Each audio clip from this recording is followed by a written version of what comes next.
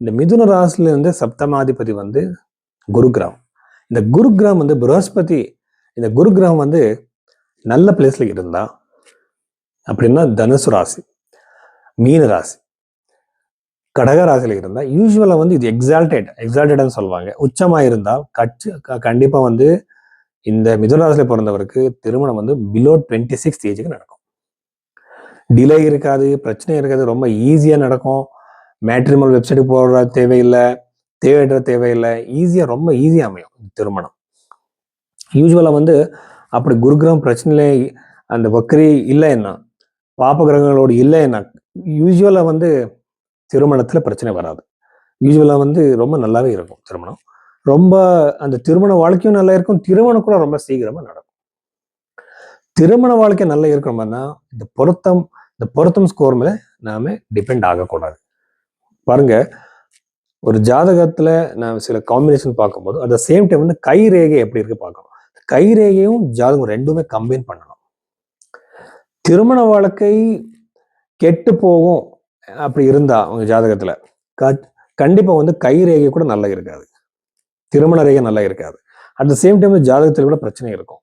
அவரோட character, personality, சிந்தனை எப்படி இருக்கும் அது எல்லாமே கிளியரா சொல்ல முடியும் நம்ம கைரேகையை பார்த்தால. அதனால இந்த பொருத்தம், இந்த மேட்ச் மேக்கிங் விட இந்த கைரேகையை பார்த்து மேட்ச் மேக்கிங் பண்றத நான் நம்புறேன்.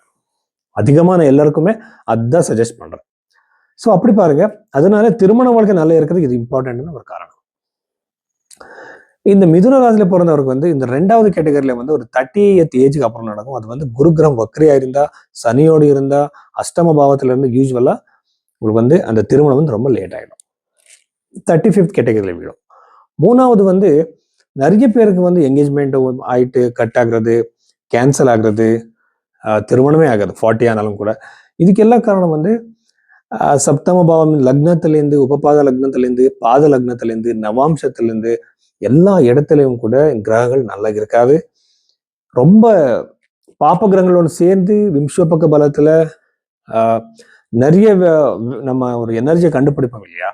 இப்போ விம்சோபக பலம் வேணுவாங்க. ஒரு பிளானட்டோட எனர்ஜி கம்மியா இருந்தா, திக்பலத்துல கம்மி இருந்தா, அஃபிலியேட் ஆயிருந்தா, அஸ்தமா இருந்தா அவருக்கு வந்து திருமணம் நல்ல டைம்ல அமையாது, சரியான டைம்ல அமையாது. அதுக்கு வந்து பரிகாரம் என்னன்னா ரொம்ப சிம்பிளா இருக்கு. இது வந்து பெருசான பூஜை பண்றது, காஸ்ட் ஜெம்ஸ்டன் போடுறது, இந்த நியூமராலஜி நம்பர் சேஞ்ச் பண்றதுல அப்படியெல்லாம் இல்லை.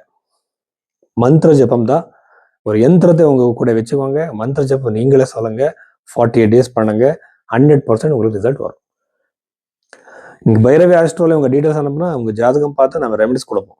அந்த மந்திரத்தை சொல்லுங்க, பிராயஷ்சித்த கர்மம் பண்ணிக்கோங்க, சின்ன சின்ன தானம் பண்றது 100% பிரச்சனை கிளியர் ஆயிடும்.